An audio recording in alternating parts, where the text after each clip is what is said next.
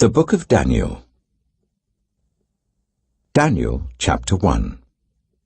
In the 3rd year of the reign of Jehoiakim, king of Judah, Nebuchadnezzar, king of Babylon, came to Jerusalem and besieged it. And the Lord delivered Jehoiakim, king of Judah, into his hand, along with some of the articles from the temple of God. These he carried off to the temple of his God in Babylonia, and put in the treasure house of his God.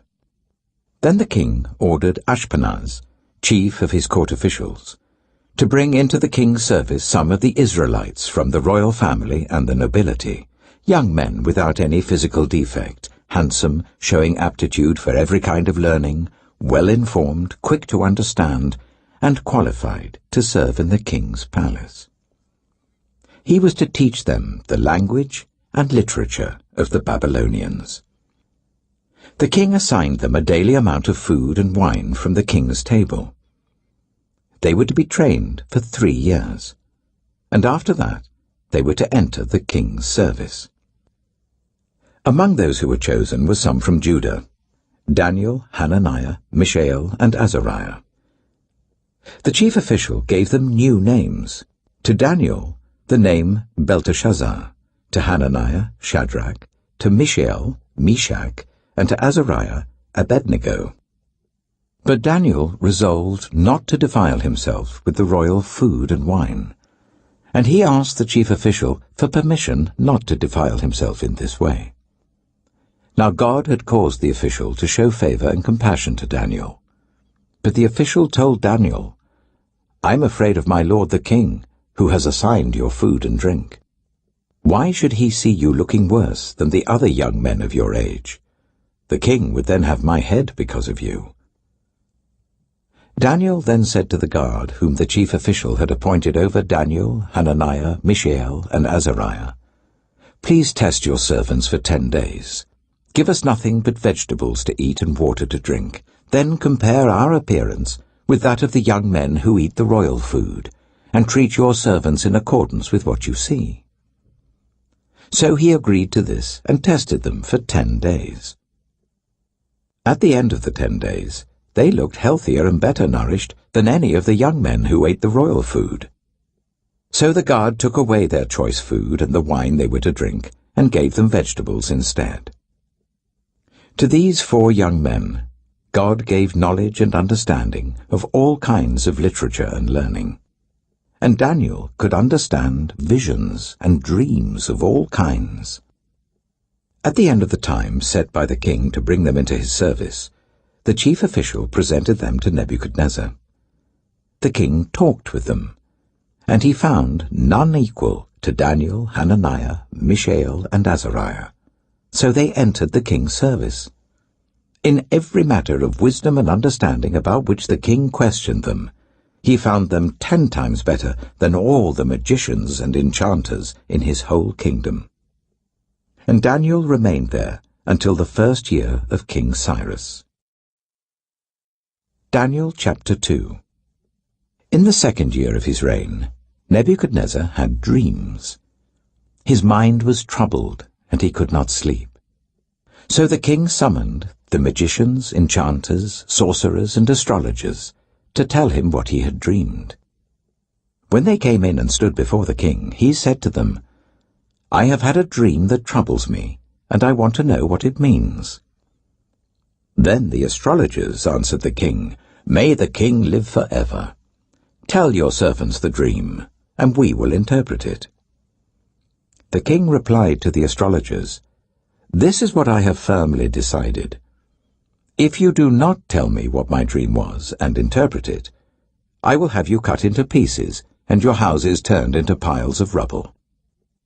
But if you tell me the dream and explain it, you will receive from me gifts and rewards and great honor. So, tell me the dream and interpret it for me." Once more they replied, "Let the king tell his servants the dream, and we will interpret it."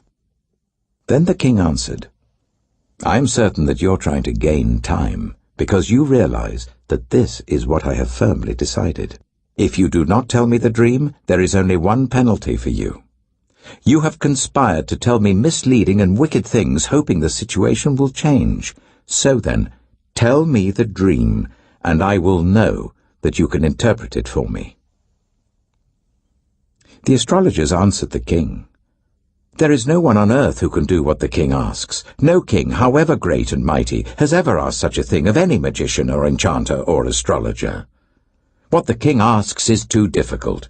No one can reveal it to the king except the gods, and they do not live among humans." This made the king so angry and furious that he ordered the execution of all the wise men of Babylon. So the decree was issued to put the wise men to death, and men were sent to look for Daniel and his friends to put them to death. When Arioch, the commander of the king's guard, had gone out to put to death the wise men of Babylon, Daniel spoke to him with wisdom and tact. He asked the king's officer, "Why did the king issue such a harsh decree?" Arioch then explained the matter to Daniel. At this, Daniel went in to the king and asked for time, so that he might interpret the dream for him. Then Daniel returned to his house and explained the matter to his friends Hananiah, Mishael, and Azariah. He urged them to plead for mercy from the God of heaven concerning this mystery, so that he and his friends might not be executed with the rest of the wise men of Babylon. During the night, the mystery was revealed to Daniel in a vision. Then Daniel praised the God of heaven and said, "Praise be to the name of God for ever and ever. Wisdom and power are his. He changes times and seasons. He deposes kings and raises up others. He gives wisdom to the wise and knowledge to the discerning. He reveals deep and hidden things. He knows what lies in darkness, and light dwells with him. I thank and praise you, God of my ancestors. You have given me wisdom and power. You have made known to me what we asked of you. You have made known to us the dream of the king." Then Daniel went to Arioch, whom the king had appointed to execute the wise men of Babylon, and said to him, "Do not execute the wise men of Babylon. Take me to the king, and I will interpret his dream for him." Arioch took Daniel to the king at once and said, "I have found a man among the exiles from Judah who can tell the king what his dream means." The king asked Daniel, also called Belteshazzar, "Are you able to tell me what I saw in my dream and interpret it?" Daniel replied, "No wise man, enchanter, magician, or diviner can explain to the king the mystery he has asked about, but there is a God in heaven who reveals mysteries. He has shown King Nebuchadnezzar what will happen in days to come. Your dream and the visions that passed through your mind as you were lying in bed are these.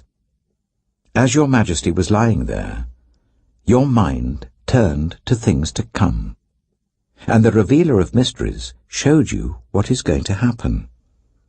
As for me, this mystery has been revealed to me, not because I have greater wisdom than anyone else alive, but so that your majesty may know the interpretation, and that you may understand what went through your mind." Your majesty looked, and there before you stood a large statue, an enormous, dazzling statue, awesome in appearance. The head of the statue was made of pure gold, its chest and arms of silver, its belly and thighs of bronze, its legs of iron, its feet partly of iron and partly of baked clay. While you were watching, a rock was cut out, but not by human hands. It struck the statue on its feet of iron and clay and smashed them. Then the iron, the clay, the bronze, the silver, and the gold were all broken to pieces and became like chaff on a threshing floor in the summer. The wind swept them away without leaving a trace. But the rock that struck the statue became a huge mountain and filled the whole earth. This was the dream, and now we will interpret it to the king. Your Majesty, you are the King of Kings. The God of heaven has given you dominion and power and might and glory. In your hands he has placed all mankind and the beasts of the field and the birds in the sky. Wherever they live, he has made you ruler over them all. You are that head of gold. After you, another kingdom will arise, inferior to yours. Next, a third kingdom, one of bronze, will rule over the whole earth. Finally, there will be a fourth kingdom, strong as iron, for iron breaks and smashes everything, and as iron breaks things to pieces, so it will crush and break all the others. Just as you saw that the feet and toes were partly of baked clay and partly of iron, so this will be a divided kingdom. Yet it will have some of the strength of iron in it, even as you saw iron mixed with clay. As the toes were partly iron and partly clay, so this kingdom will be partly strong and partly brittle. And just as you saw the iron mixed with baked clay, so the people will be a mixture and will not remain united, any more than iron mixes with clay. In the time of those kings, the God of heaven will set up a kingdom that will never be destroyed, nor will it be left to another people. It will crush all those kingdoms and bring them to an end, but it will itself endure forever. This is the meaning of the vision of the rock cut out of a mountain, but not by human hands, a rock that broke the iron, the bronze, the clay, the silver, and the gold to pieces. The great God has shown the king what will take place in the future. The dream is true, and its interpretation is trustworthy. Then King Nebuchadnezzar fell prostrate before Daniel, and paid him honor, and ordered that an offering and incense be presented to him. The king said to Daniel, "Surely your God is the God of gods, and the Lord of kings, and a revealer of mysteries, for you were able to reveal this mystery." Then the king placed Daniel in a high position, and lavished many gifts on him. He made him ruler over the entire province of Babylon, and placed him in charge of all its wise men. Moreover, at Daniel's request, the king appointed Shadrach, Meshach, and Abednego, chief ministers over the province of Babylon, while Daniel himself remained at the royal court. Daniel chapter 3. King Nebuchadnezzar made an image of gold, 60 cubits high and 6 cubits wide, and set it up on the plain of Dura in the province of Babylon. He then summoned the satraps, prefects, governors, advisers, treasurers, judges, magistrates, and all the other provincial officials to come to the dedication of the image he had set up. So the satraps, prefects, governors, advisers, treasurers, judges, magistrates, and all the other provincial officials assembled for the dedication of the image that King Nebuchadnezzar had set up, and they stood before it. Then the herald loudly proclaimed, "Nations and peoples of every language, this is what you are commanded to do. As soon as you hear the sound of the horn, flute, zither, lyre, harp, pipe, and all kinds of music, you must fall down and worship the image of gold that King Nebuchadnezzar has set up. Whoever does not fall down and worship will immediately be thrown into a blazing furnace." Therefore, as soon as they heard the sound of the horn, flute, zither, lyre, harp, and all kinds of music, all the nations and peoples of every language fell down and worshipped the image of gold that King Nebuchadnezzar had set up. At this time, some astrologers came forward and denounced the Jews. They said to King Nebuchadnezzar, "May the king live forever. Your Majesty has issued a decree that everyone who hears the sound of the horn, flute, zither, lyre, harp, pipe, and all kinds of music must fall down and worship the image of gold, and that whoever does not fall down and worship will be thrown into a blazing furnace. But there are some Jews whom you have set over the affairs of the province of Babylon, Shadrach, Meshach, and Abednego, who pay no attention to you, your Majesty. They neither serve your gods nor worship the image of gold you have set up." Furious with rage, Nebuchadnezzar summoned Shadrach, Meshach, and Abednego. So these men were brought before the king. And Nebuchadnezzar said to them, "Is it true, Shadrach, Meshach, and Abednego, that you do not serve my gods or worship the image of gold I have set up? Now, when you hear the sound of the horn, flute, zither, lyre, harp, pipe, and all kinds of music, if you are ready to fall down and worship the image I made, very good. But if you do not worship it, you will be thrown immediately into a blazing furnace. Then what God will be able to rescue you from my hand?" Shadrach, Meshach, and Abednego replied to him, "King Nebuchadnezzar, we do not need to defend ourselves before you in this matter. If we are thrown into the blazing furnace, the God we serve is able to deliver us from it, and he will deliver us from your majesty's hand. But even if he does not, we want you to know, your majesty, that we will not serve your gods or worship the image of gold you have set up." Then Nebuchadnezzar was furious with Shadrach, Meshach, and Abednego, and his attitude towards them changed. He ordered the furnace to be heated 7 times hotter than usual, and commanded some of the strongest soldiers in his army to tie up Shadrach, Meshach, and Abednego, and throw them into the blazing furnace. So these men, wearing their robes, trousers, turbans, and other clothes, were bound and thrown into the blazing furnace. The king's command was so urgent, and the furnace so hot, that the flames of the fire killed the soldiers who took up Shadrach, Meshach, and Abednego, and these 3 men, firmly tied, fell into the blazing furnace. Then King Nebuchadnezzar leapt to his feet in amazement, and asked his advisers, "Weren't there 3 men that we tied up and threw into the fire?" They replied, "Certainly, your majesty." He said, "Look, I see 4 men walking around in the fire, unbound and unharmed, and the 4th looks like a son of the gods." Nebuchadnezzar then approached the opening of the blazing furnace and shouted, "Shadrach, Meshach, and Abednego, servants of the Most High God, come out! Come here!" So Shadrach, Meshach, and Abednego came out of the fire, and the satraps, prefects, governors, and royal advisers crowded round them. They saw that the fire had not harmed their bodies, nor was a hair of their heads singed. Their robes were not scorched, and there was no smell of fire on them.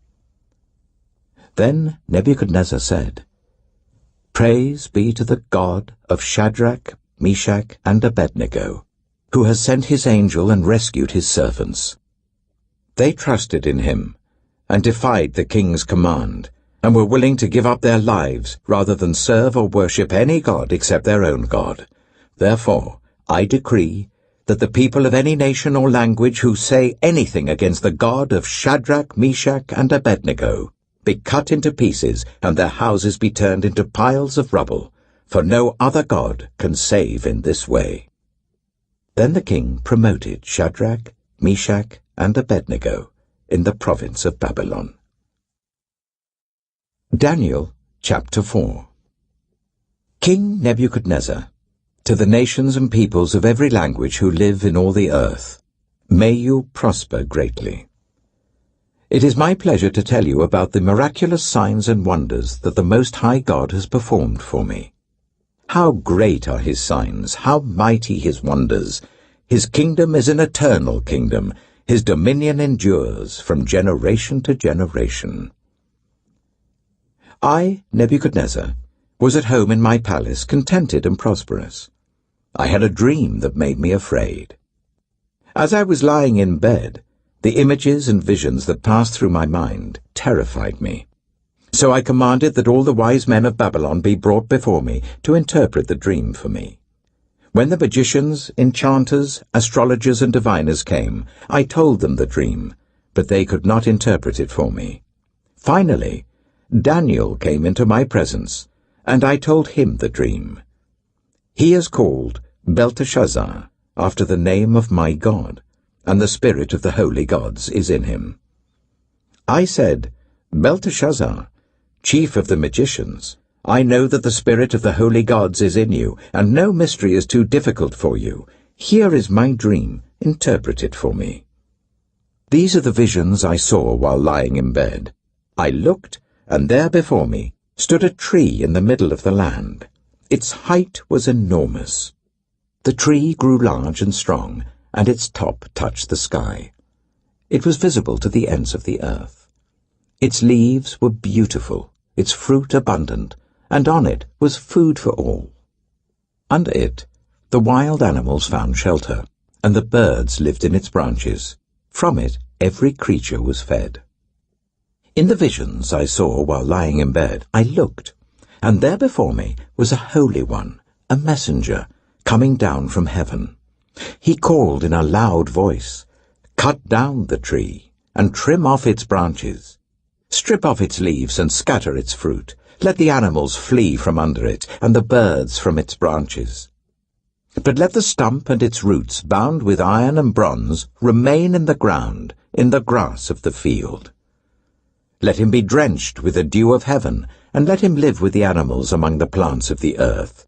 Let his mind be changed from that of a man, and let him be given the mind of an animal, till 7 times pass by for him." The decision is announced by messengers.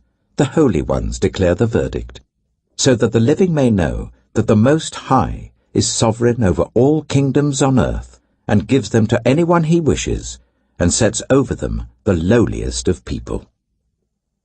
This is the dream that I, King Nebuchadnezzar, had. Now, Belteshazzar, tell me what it means, for none of the wise men in my kingdom can interpret it for me, but you can, because the spirit of the holy gods is in you. Then Daniel, also called Belteshazzar, was greatly perplexed for a time, and his thoughts terrified him. So the king said, "Belteshazzar, do not let the dream or its meaning alarm you." Belteshazzar answered, "My lord, if only the dream applied to your enemies and its meaning to your adversaries. The tree you saw, which grew large and strong, with its top touching the sky, visible to the whole earth, with beautiful leaves and abundant fruit, providing food for all, giving shelter to the wild animals, and having nesting places in its branches for the birds. Your Majesty, you are that tree.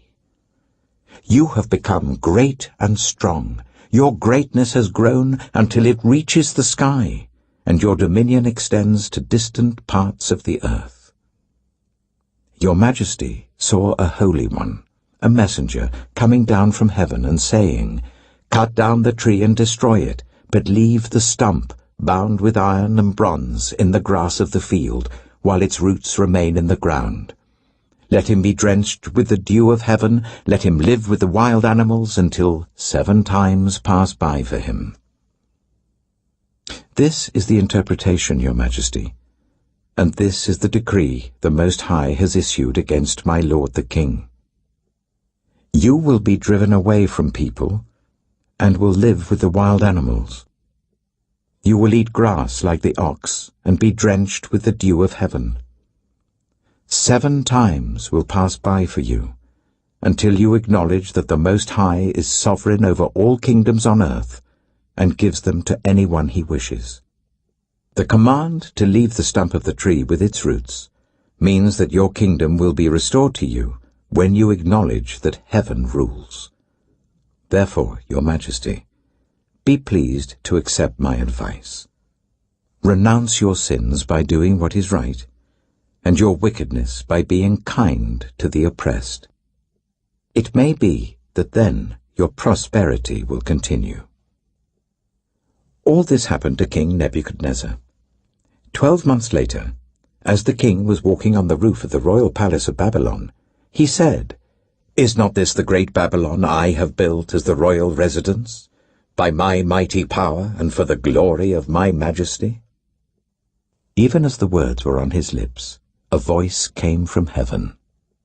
"This is what is decreed for you, King Nebuchadnezzar. Your royal authority has been taken from you. You will be driven away from people, and will live with the wild animals. You will eat grass like the ox. 7 times will pass by for you, until you acknowledge that the Most High is sovereign over all kingdoms on earth, and gives them to anyone he wishes." Immediately what had been said about Nebuchadnezzar was fulfilled. He was driven away from people and ate grass like the ox. His body was drenched with the dew of heaven until his hair grew like the feathers of an eagle and his nails like the claws of a bird. At the end of that time, I, Nebuchadnezzar, raised my eyes towards heaven, and my sanity was restored. Then I praised the Most High. I honored and glorified him who lives forever. His dominion is an eternal dominion. His kingdom endures from generation to generation. All the peoples of the earth are regarded as nothing. He does as he pleases with the powers of heaven and the peoples of the earth. No one can hold back his hand or say to him, "What have you done?" At the same time that my sanity was restored, my honor and splendor were returned to me for the glory of my kingdom. My advisers and nobles sought me out, and I was restored to my throne and became even greater than before. Now I, Nebuchadnezzar, praise and exalt and glorify the King of heaven, because everything he does is right, and all his ways are just, and those who walk in pride he is able to humble. Daniel chapter 5. King Belshazzar gave a great banquet for 1,000 of his nobles and drank wine with them. While Belshazzar was drinking his wine, he gave orders to bring in the gold and silver goblets that Nebuchadnezzar his father had taken from the temple in Jerusalem, so that the king and his nobles, his wives and his concubines might drink from them. So they brought in the gold goblets that had been taken from the temple of God in Jerusalem, and the king and his nobles, his wives and his concubines drank from them. As they drank the wine, they praised the gods of gold and silver, of bronze, iron, wood, and stone. Suddenly, the fingers of a human hand appeared and wrote on the plaster of the wall near the lampstand in the royal palace. The king watched the hand as it wrote. His face turned pale, and he was so frightened that his legs became weak and his knees were knocking. The king summoned the enchanters, astrologers, and diviners. Then he said to these wise men of Babylon, "Whoever reads this writing and tells me what it means will be clothed in purple and have a gold chain placed around his neck, and he will be made the 3rd highest ruler in the kingdom." Then all the king's wise men came in, but they could not read the writing or tell the king what it meant. So King Belshazzar became even more terrified, and his face grew more pale. His nobles were baffled. The queen, hearing the voices of the king and his nobles, came into the banquet hall. "May the king live forever," she said. "Don't be alarmed. Don't look so pale. There is a man in your kingdom who has the spirit of the holy gods in him. In the time of your father he was found to have insight and intelligence and wisdom like that of the gods. Your father, King Nebuchadnezzar, appointed him chief among the magicians, enchanters, astrologers, and diviners. He did this because Daniel, whom the king called Belteshazzar, was found to have a keen mind and knowledge and understanding, and also the ability to interpret dreams, explain riddles, and solve difficult problems. Call for Daniel, and he will tell you what the writing means." So Daniel was brought before the king, and the king said to him, "Are you Daniel, one of the exiles my father the king brought from Judah? I have heard that the spirit of the gods is in you, and that you have insight, intelligence, and outstanding wisdom. The wise men and enchanters were brought before me to read this writing and tell me what it means, but they could not explain it. Now I have heard that you are able to give interpretations and to solve difficult problems. If you can read this writing, and tell me what it means, you will be clothed in purple, and have a gold chain placed round your neck, and you will be made the third highest ruler in the kingdom." Then Daniel answered the king, "You may keep your gifts for yourself, and give your rewards to someone else. Nevertheless, I will read the writing for the king, and tell him what it means. Your Majesty, the Most High God gave your father Nebuchadnezzar sovereignty and greatness and glory and splendor. Because of the high position he gave him, all the nations and peoples of every language dreaded and feared him. Those the king wanted to put to death, he put to death. Those he wanted to spare, he spared. Those he wanted to promote, he promoted. And those he wanted to humble, he humbled. But when his heart became arrogant and hardened with pride, he was deposed from his royal throne and stripped of his glory. He was driven away from the people and given the mind of an animal. He lived with the wild donkeys and ate grass like the ox, and his body was drenched with the dew of heaven, until he acknowledged that the Most High God is sovereign over all kingdoms on earth, and sets over them anyone he wishes. But you, Belshazzar, his son, have not humbled yourself, though you knew all this. Instead, you have set yourself up against the Lord of heaven. You had the goblets from his temple brought to you, and you and your nobles, your wives and your concubines drank wine from them.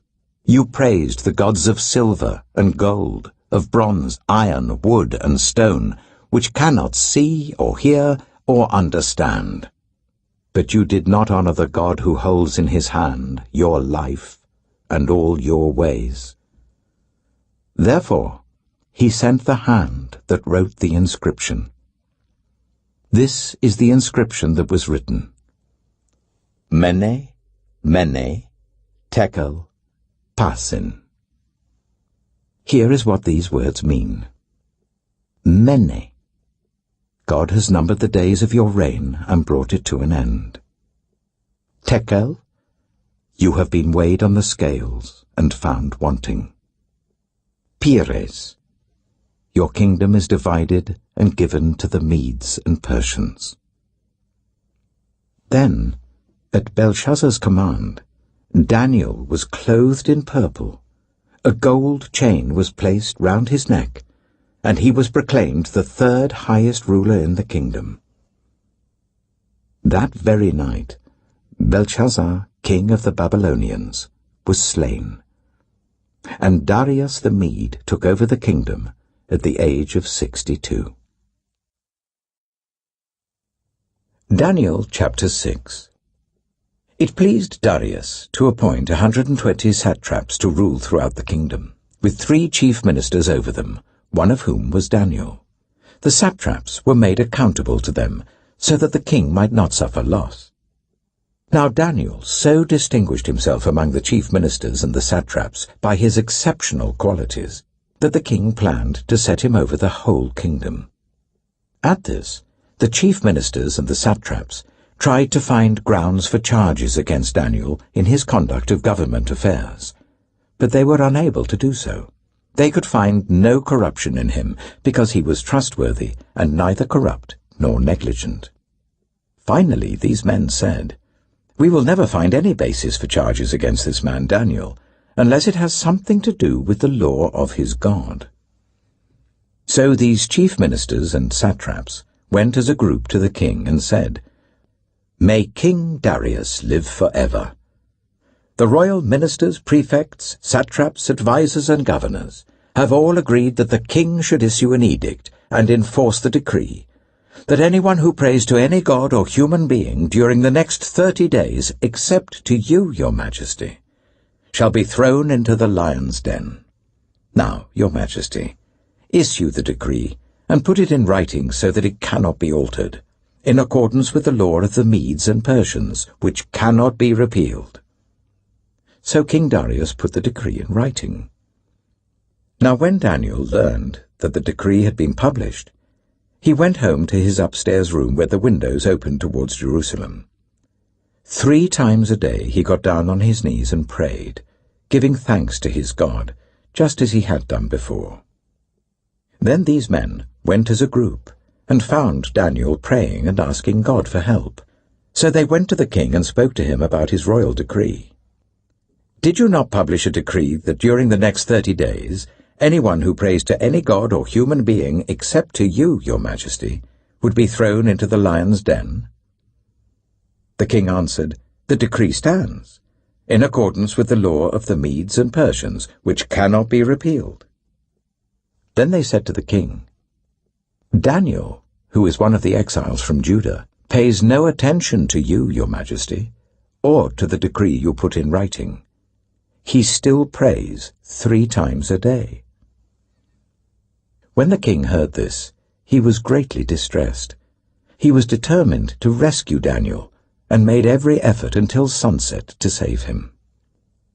Then the men went as a group to King Darius and said to him, "Remember, your majesty, that according to the law of the Medes and Persians, no decree or edict that the king issues can be changed." So the king gave the order, and they brought Daniel and threw him into the lion's den. The king said to Daniel, "May your God, whom you serve continually, rescue you." A stone was brought and placed over the mouth of the den, and the king sealed it with his own signet ring and with the rings of his nobles, so that Daniel's situation might not be changed. Then the king returned to his palace and spent the night without eating and without any entertainment being brought to him, and he could not sleep. At the first light of dawn, the king got up and hurried to the lion's den. When he came near the den, he called to Daniel in an anguished voice, "Daniel, servant of the living God, has your God, whom you serve continually, been able to rescue you from the lions?" Daniel answered, "May the king live forever. My God sent his angel, and he shut the mouths of the lions. They have not hurt me, because I was found innocent in his sight. Nor have I ever done any wrong before you, your majesty." The king was overjoyed, and gave orders to lift Daniel out of the den. And when Daniel was lifted from the den, no wound was found on him, because he had trusted in his God. At the king's command, the men who had falsely accused Daniel were brought in and thrown into the lion's den, along with their wives and children. And before they reached the floor of the den, the lions overpowered them and crushed all their bones. Then King Darius wrote to all the nations and peoples of every language in all the earth, "May you prosper greatly. I issue a decree that in every part of my kingdom people must fear and reverence the God of Daniel. For he is the living God, and he endures forever. His kingdom will not be destroyed, his dominion will never end. He rescues and he saves. He performs signs and wonders in the heavens and on the earth. He has rescued Daniel from the power of the lions." So Daniel prospered during the reign of Darius and the reign of Cyrus the Persian. Daniel chapter 7. In the first year of Belshazzar, king of Babylon, Daniel had a dream, and visions passed through his mind as he was lying in bed. He wrote down the substance of his dream. Daniel said, "In my vision at night I looked, and there before me were the 4 winds of heaven churning up the great sea. 4 great beasts, each different from the others, came up out of the sea. The first was like a lion, and it had the wings of an eagle. I watched until its wings were torn off, and it was lifted from the ground so that it stood on 2 feet like a human being, and the mind of a human was given to it. And there before me was a second beast, which looked like a bear. It was raised up on one of its sides, and it had 3 ribs in its mouth between its teeth. It was told, 'Get up and eat your fill of flesh.'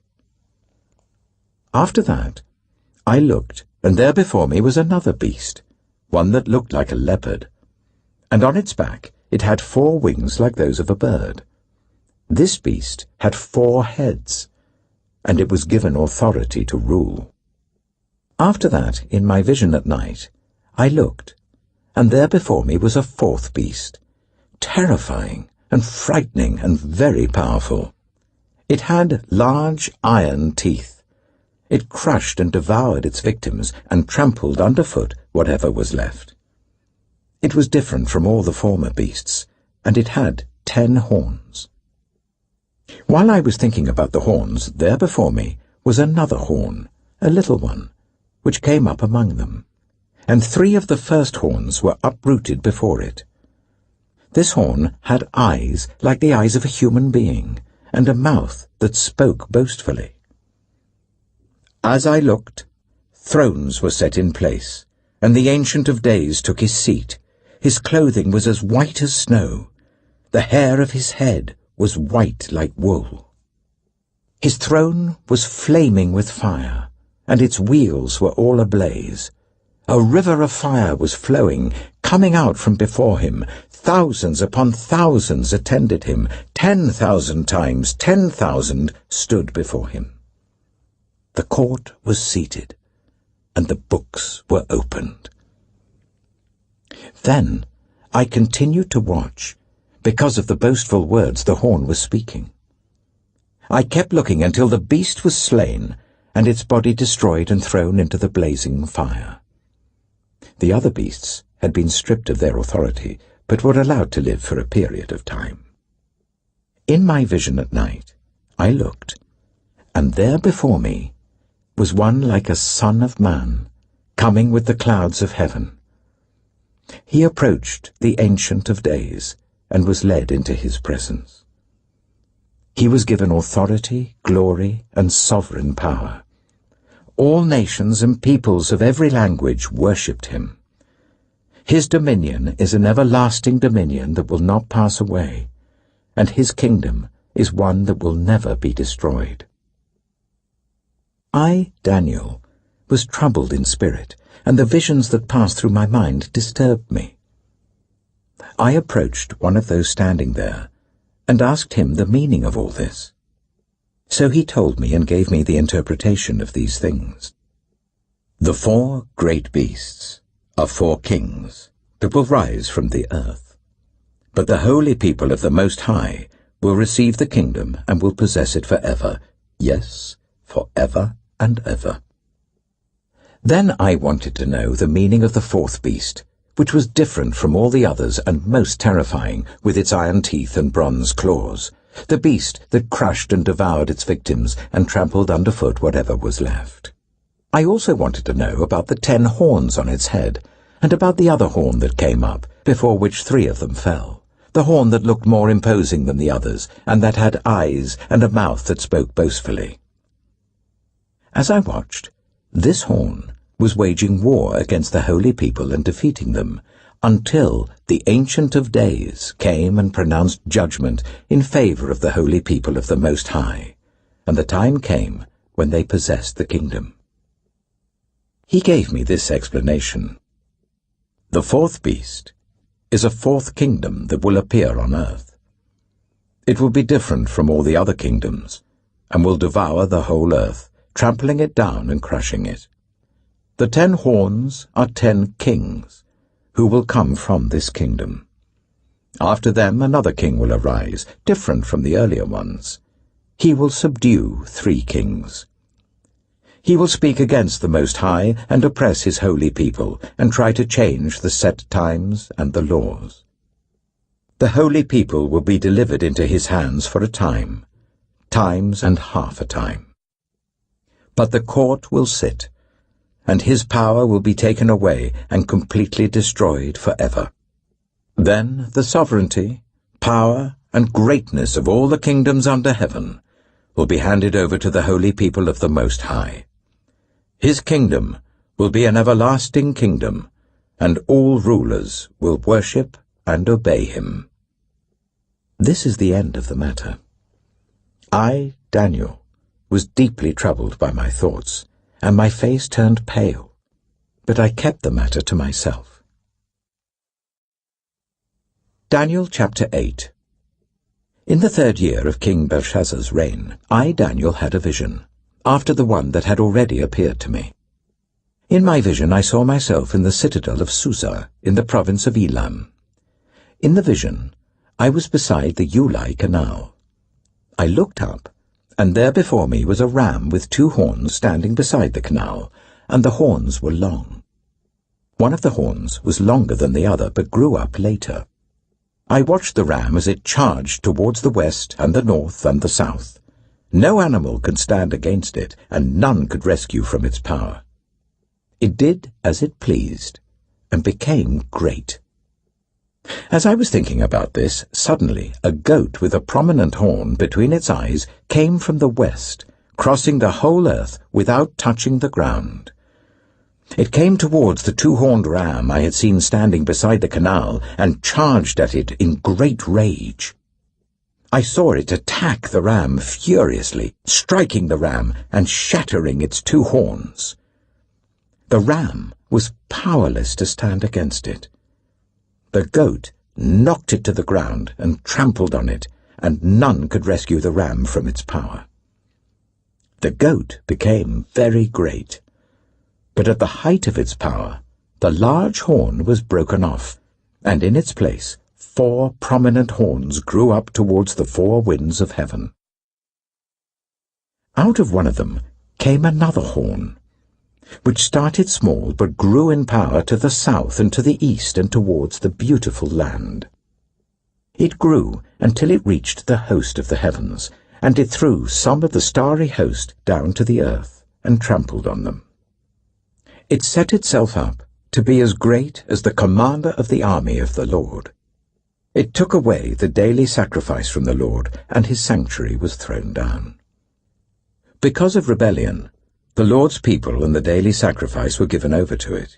It prospered in everything it did, and truth was thrown to the ground. Then I heard a Holy One speaking, and another Holy One said to him, "How long will it take for the vision to be fulfilled? The vision concerning the daily sacrifice, the rebellion that causes desolation, the surrender of the sanctuary, and the trampling underfoot of the Lord's people." He said to me, "It will take 2,300 evenings and mornings. Then the sanctuary will be reconsecrated." While I, Daniel, was watching the vision and trying to understand it, there before me stood one who looked like a man. And I heard a man's voice from the Ulai calling, "Gabriel, tell this man the meaning of the vision."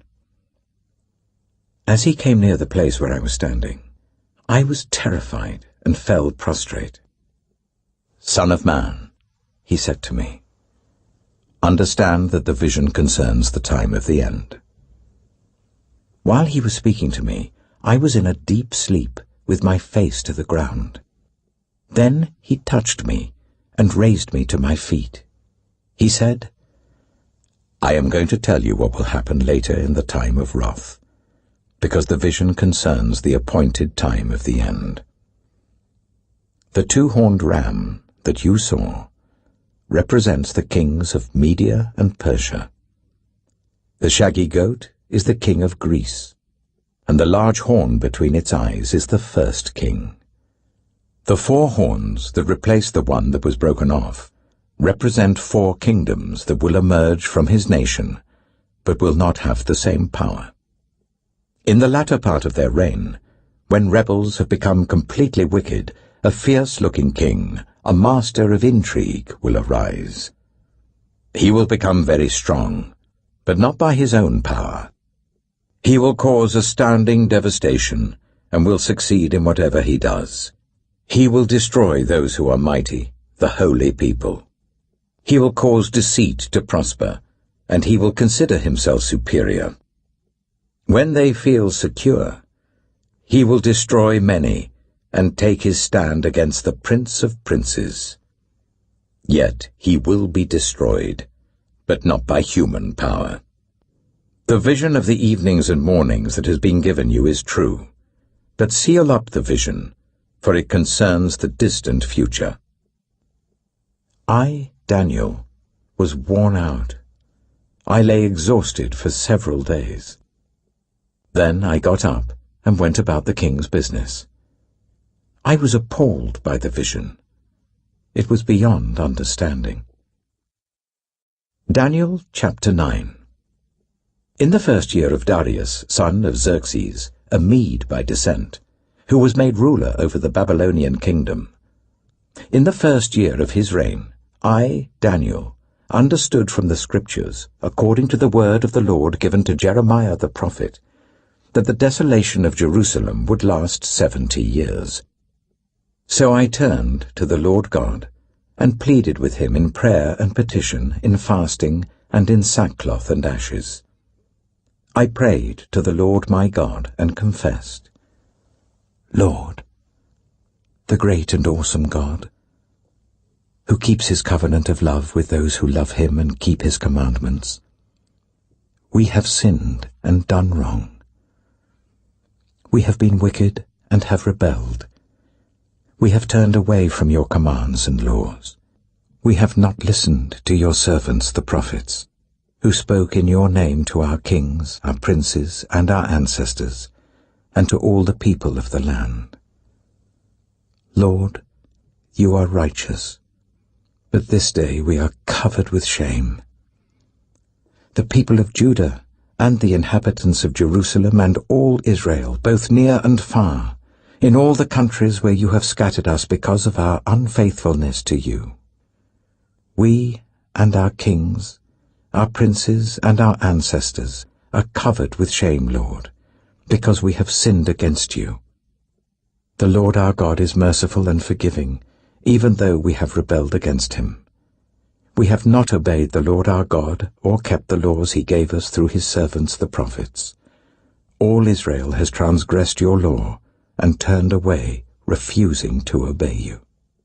Therefore, the curses and sworn judgments written in the law of Moses, the servant of God, have been poured out on us because we have sinned against you. You have fulfilled the word spoken against us and against our rulers by bringing on us great disaster. Under the whole heaven, nothing has ever been done like what has been done to Jerusalem.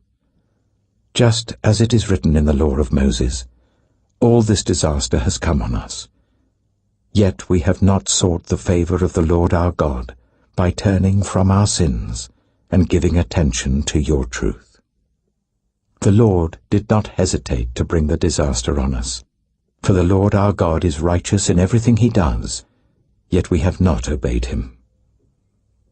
Now, Lord our God, who brought your people out of Egypt with a mighty hand, and who made for yourself a name that endures to this day, we have sinned.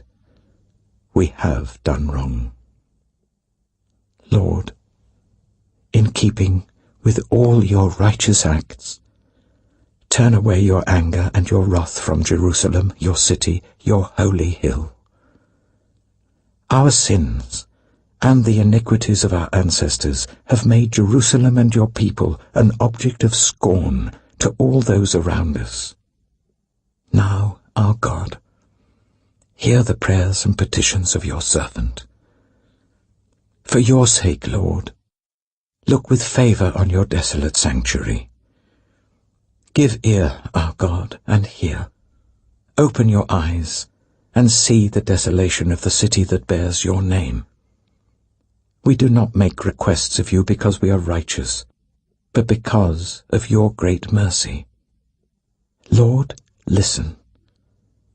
Lord, forgive. Lord, hear and act. For your sake, my God, do not delay, because your city and your people bear your name.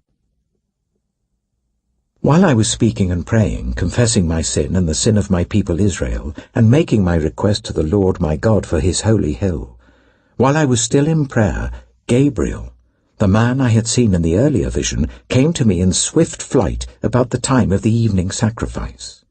He instructed me and said to me, Daniel, I have now come to give you insight and understanding. As soon as you began to pray, a word went out, which I have come to tell you. for you are highly esteemed. Therefore consider the word and understand the vision. 70 sevens are decreed for your people and your holy city to finish transgression, to put an end to sin, to atone for wickedness, to bring in everlasting righteousness, to seal up vision and prophecy, and to anoint the most holy place. Know this and understand this. From the time the word goes out to restore and rebuild Jerusalem until the Anointed One, the ruler, comes, there will be 7 sevens and 62 sevens. It will be rebuilt with streets and a trench, but in times of trouble. After the 62 sevens, the Anointed One will be put to death and will have nothing. The people of the ruler who will come will destroy the city and the sanctuary. The end will come like a flood. War will continue until the end, and desolations have been decreed. He will confirm a covenant with many for 1 7. In the middle of the 7, he will put an end to sacrifice and offering, and at the temple he will set up an abomination that causes desolation, until the end that is decreed is poured out on him. Daniel chapter 10. In the 3rd year of Cyrus, king of Persia, a revelation was given to Daniel, who was called Belteshazzar. Its message was true, and it concerned a great war. The understanding of the message came to him in a vision. At that time, I, Daniel, mourned for 3 weeks. I ate no choice food, no meat or wine touched my lips, and I used no lotions at all until the 3 weeks were over. On the 24th day of the 1st month, as I was standing on the bank of the great river, the Tigris, I looked up, and there before me was a man dressed in linen, with a belt of fine gold from Uphaz round his waist. His body was like topaz, his face like lightning, his eyes like flaming torches, his arms and legs like the gleam of burnished bronze, and his voice like the sound of a multitude. I, Daniel, was the only one who saw the vision. Those who were with me did not see it, but such terror overwhelmed them that they fled and hid themselves. So I was left alone, gazing at this great vision. I had no strength left, my face turned deathly pale, and I was helpless. Then I heard him speaking, and as I listened to him, I fell into a deep sleep, my face to the ground. A hand touched me and set me trembling on my hands and knees. He said, "Daniel, you who are highly esteemed, consider carefully the words I am about to speak to you, and stand up, for I have now been sent to you." And when he said this to me, I stood up, trembling. Then he continued, "Do not be afraid, Daniel. Since the first day that you set your mind to gain understanding and to humble yourself before your God, your words were heard, and I have come in response to them. But the prince of the Persian kingdom resisted me 21 days. Then Michael, one of the chief princes, came to help me, because I was detained there with the king of Persia. Now I have come to explain to you what will happen to your people in the future, for the vision concerns a time yet to come." While he was saying this to me, I bowed, with my face towards the ground, and was speechless. Then one who looked like a man touched my lips, and I opened my mouth and began to speak. I said to the one standing before me, "I am overcome with anguish because of the vision, my lord, and I feel very weak. How can I, your servant, talk with you, my lord? My strength is gone, and I can hardly breathe." Again, the one who looked like a man touched me and gave me strength. Do not be afraid, you who are highly esteemed, he said. Peace, be strong now. Be strong. When he spoke to me, I was strengthened, and said, Speak, my Lord, since you have given me strength. So he said, Do you know why I have come to you?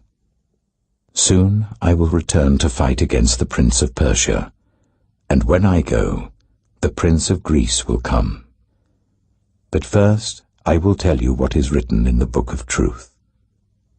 No one supports me against them, except Michael, your prince. Daniel chapter 11. And in the first year of Darius the Mede, I took my stand to support and protect him. Now then, I tell you the truth. 3 more kings will arise in Persia, and then a 4th, who will be far richer than all the others. When he has gained power by his wealth, he will stir up everyone against the kingdom of Greece. Then a mighty king will arise, who will rule with great power and do as he pleases. After he has risen, his empire will be broken up and parcelled out towards the 4 winds of heaven. It will not go to his descendants, nor will it have the power he exercised, because his empire will be uprooted and given to others. The king of the south will become strong, but one of his commanders will become even stronger than he, and will rule his own kingdom with great power. After some years, they will become allies.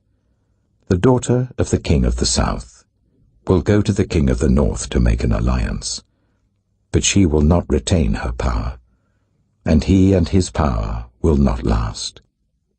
In those days she will be betrayed, together with her royal escort and her father, and the one who supported her. Someone from within her family will arise to take her place. He will attack the forces of the king of the north and enter his fortress. He will fight against them and be victorious. He will also seize their gods, their metal images, and their valuable articles of silver and gold, and carry them off to Egypt. For some years he will leave the king of the north alone. Then the king of the north will invade the realm of the king of the south, but will retreat to his own country. His sons will prepare for war, and assemble a great army, which will sweep on like an irresistible flood, and carry the battle as far as his fortress. Then the king of the south will march out in a rage and fight against the king of the north, who will raise a large army, but it will be defeated. When the army is carried off, the king of the south will be filled with pride, and will slaughter many thousands. Yet he will not remain triumphant. For the king of the north will muster another army, larger than the first, and after several years he will advance with a huge army, fully equipped. In those times, many will rise against the king of the south. Those who are violent among your own people will rebel in fulfillment of the vision, but without success. Then the king of the north will come and build up siege ramps, and will capture a fortified city. The forces of the south will be powerless to resist. Even their best troops will not have the strength to stand. The invader will do as he pleases. No one will be able to stand against him. He will establish himself in the beautiful land, and will have the power to destroy it. He will determine to come with the might of his entire kingdom, and will make an alliance with the king of the south. And he will give him a daughter in marriage, in order to overthrow the kingdom. But his plans will not succeed or help him. Then he will turn his attention to the coastlands, and will take many of them, but a commander will put an end to his insolence, and will turn his insolence back on him. After this, he will turn back towards the fortresses of his own country, but will stumble and fall, to be seen no more. His successor, will send out a tax collector to maintain the royal splendor. In a few years, however, he will be destroyed, yet not in anger or in battle. He will be succeeded by a contemptible person who has not been given the honor of royalty. He will invade the kingdom when its people feel secure, and he will seize it through intrigue. Then an overwhelming army will be swept away before him. Both it and a prince of the covenant will be destroyed. After coming to an agreement with him, he will act deceitfully, and with only a few people he will rise to power. When the richest provinces feel secure, he will invade them, and will achieve what neither his fathers nor his forefathers did. He will distribute plunder, loot, and wealth among his followers. He will plot the overthrow of fortresses, but only for a time. With a large army he will stir up his strength and courage against the king of the south. The king of the south will wage war with a large and very powerful army. But he will not be able to stand because of the plots devised against him. Those who eat from the king's provisions will try to destroy him. His army will be swept away, and many will fall in battle. The two kings, with their hearts bent on evil, will sit at the same table and lie to each other, but to no avail, because an end will still come at the appointed time.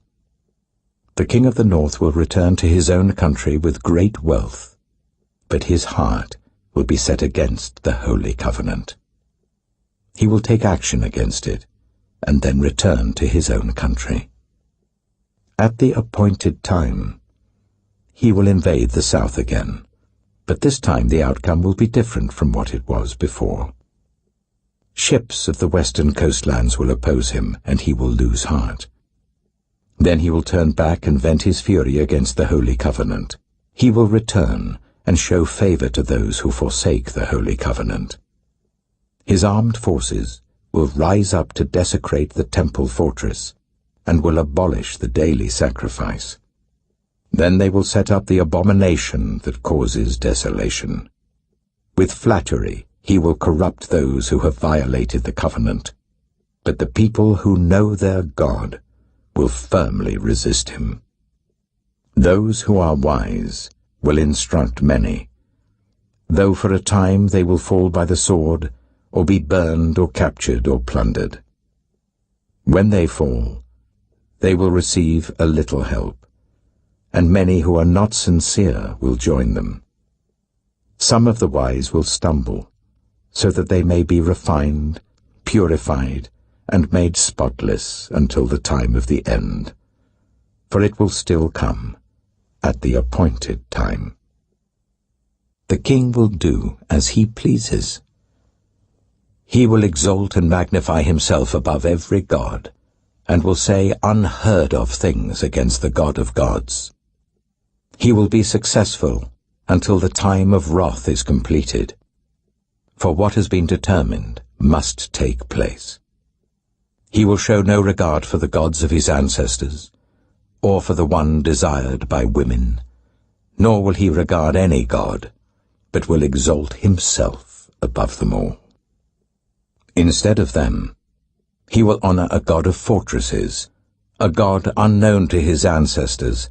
He will honor with gold and silver, with precious stones and costly gifts.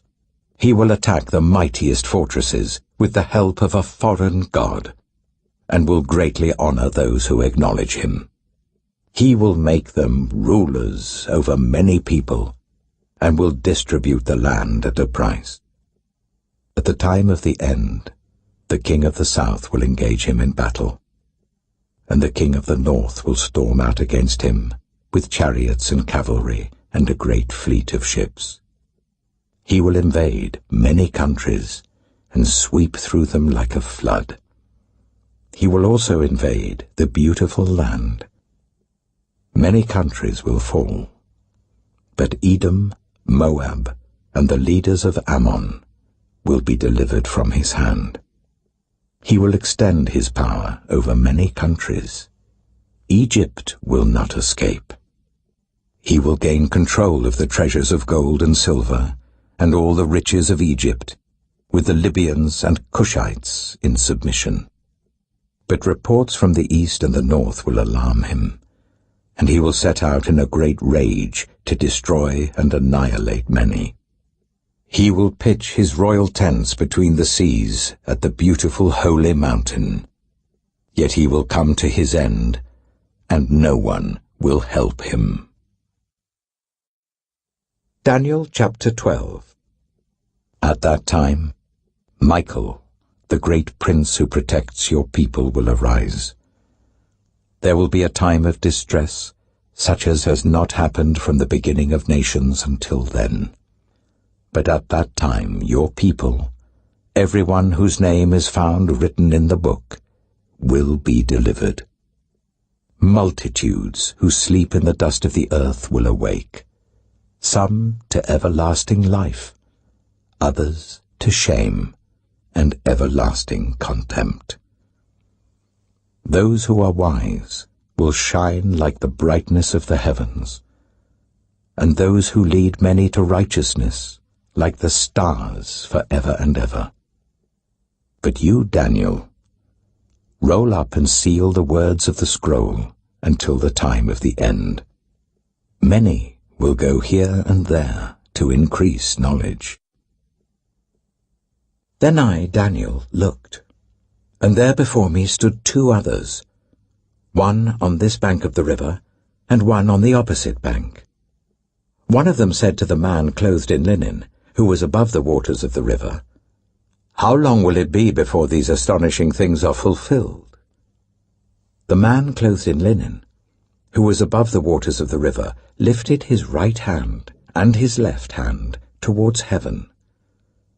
And I heard him swear by him who lives forever, saying, "It will be for a time, times and half a time, when the power of the holy people has been finally broken.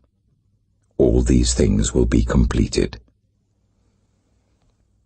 I heard, but I did not understand.